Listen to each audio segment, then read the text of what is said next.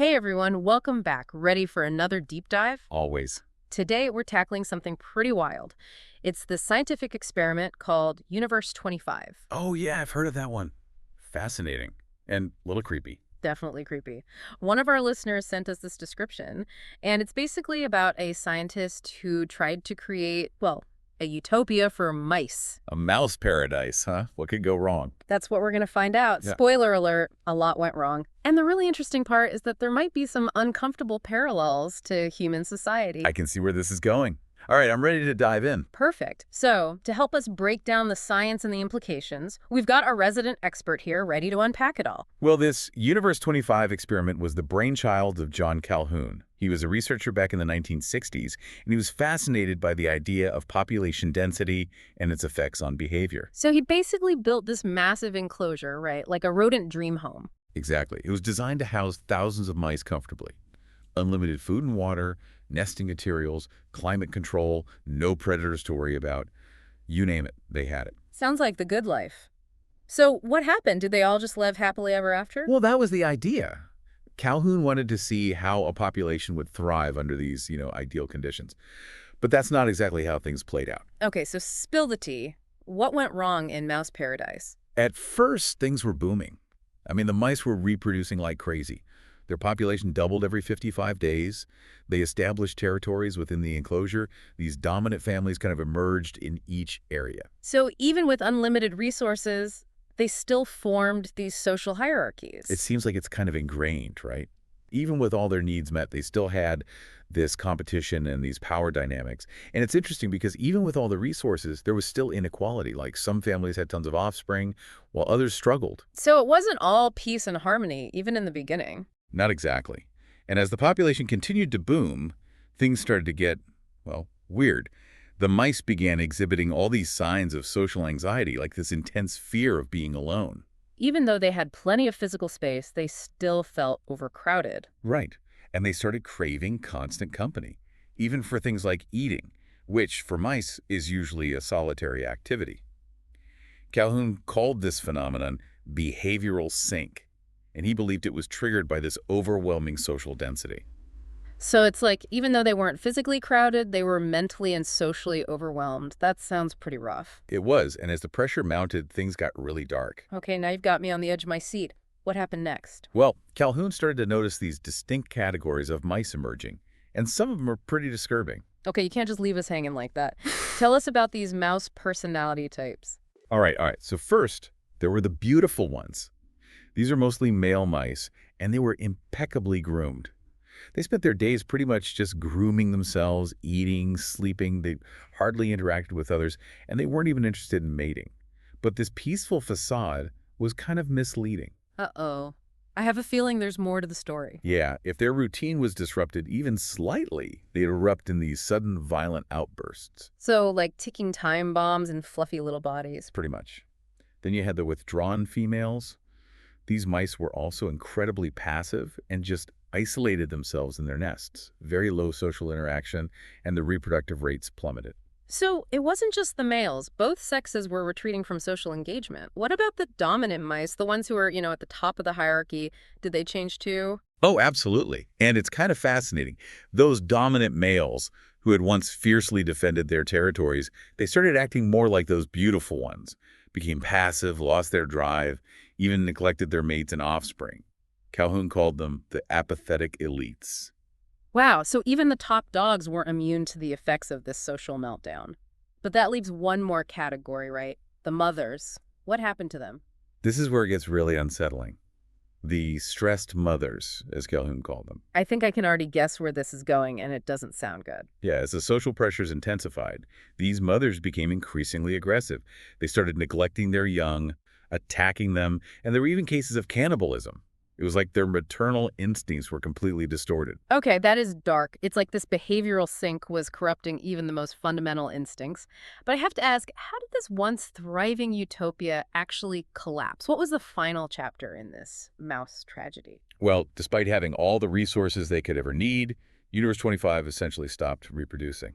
So it wasn't starvation or disease that wiped them out? Nope, it was like a loss of the will to survive, to reproduce, to even care for their young. It was a gradual but inevitable decline. Wow. So they were living in what should have been paradise, but they were dying from a lack of what? Purpose, connection. Exactly. And the really unsettling part is that Calhoun believed that this behavioral sink wasn't just a mouse thing. He saw parallels in human society, particularly in anxieties and social pressures of modern life. Okay, now we're getting to the heart of it. We'll dive into those human connections and what it all might mean for us right after the break. It's almost like they lost their drive to thrive, despite being in this perfect environment. It really makes you think. Did Calhoun try anything to, like, reverse what was happening? Yeah, he did. He actually tried a couple of things. First, he took some younger mice, the ones who hadn't been exposed to the worst of it, and moved them to a separate, spacious habitat, like a reset button, sort of. Makes sense. Yeah. So did that work? Did those mice kind of bounce back to normal behavior? Unfortunately, no. They still displayed those same withdrawn behaviors. They didn't seem interested in mating or socializing really at all. It was almost as if the experience of Universe 25, even just witnessing it, had already changed them. That's kind of unsettling. It's like the damage was done even before the whole thing fell apart. Did Calhoun try anything else? He did, yeah.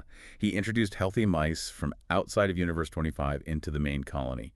He thought maybe, introducing some normal mice would kind of shake things up and maybe get things back on track. Interesting. Did it work? It didn't. It actually made things worse. The new mice were met with, like, aggression and rejection, and the colony just continued to decline. So you can't just throw resources at the problem and expect everything to fix itself. Clearly, there's something deeper going on here.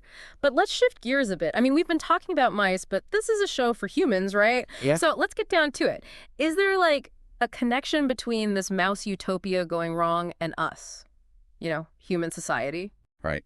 That's the, I guess, the million-dollar question. So what made this whole experiment so controversial and fascinating? Calhoun believed that this behavioral sink, as he called it, wasn't just a mouse thing.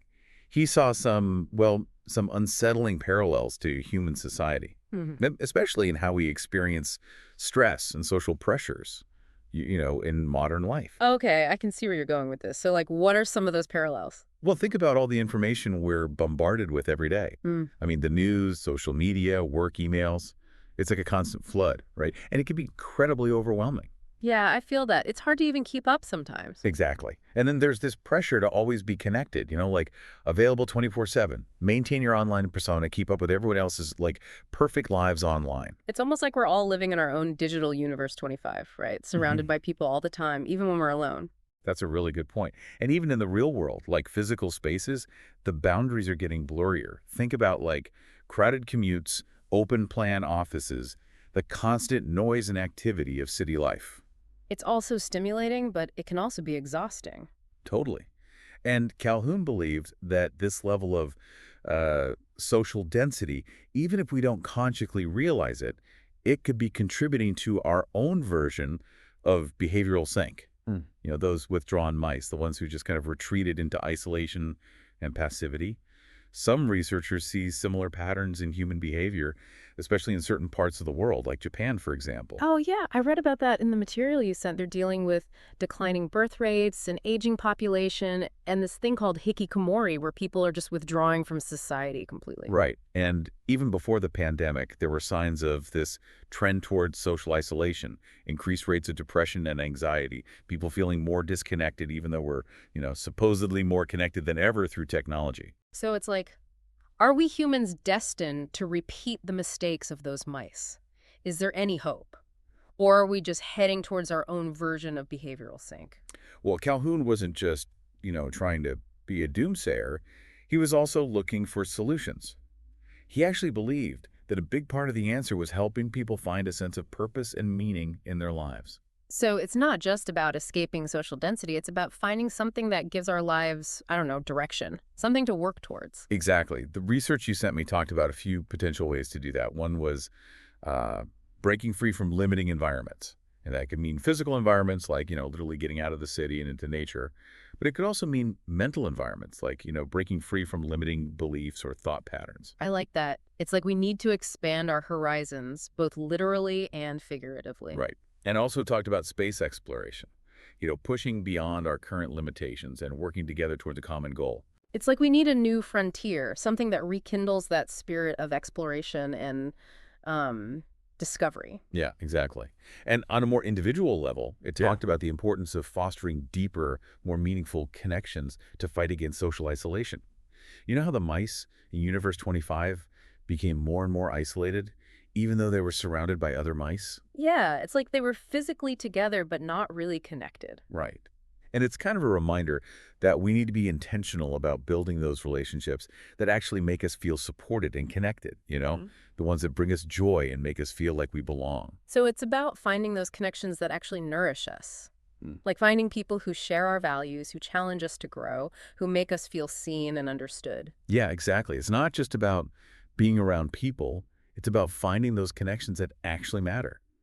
And it's not just about receiving support, you know, it's also about finding ways to contribute to something bigger than ourselves. Right, like getting involved in our communities, pursuing creative passions, maybe finding a cause that we really care about. Exactly. All great examples. It's about remembering that we're all connected. We're not just these isolated individuals. And even small actions can make a difference. It's about being active participants, right? Not just letting things happen to us, but shaping the world around us. I like that. And that, I think, brings us back to one of the most important takeaways from Universe 25. We have a choice. We can choose to become aware of these patterns, the warning signs, and make conscious decisions about how we want to live. So it's not like a foregone conclusion. We're not all doomed to fall into that behavioral sink. Definitely not. Mm. We can change course. But it starts with awareness, being willing to really look at our own behaviors, our habits, the environments we create for ourselves, and ask, are these things helping me thrive? Or are they pushing me towards that state of withdrawal and apathy? It's like checking in with ourselves, right? Asking, is this the story I want to be living? Or is it time to start writing a new one? That's a great way to put it. Because we do have the power to write a new story. We're not mice in a cage. We can think for ourselves, we can learn, we can grow, and we can make choices about how we want to live.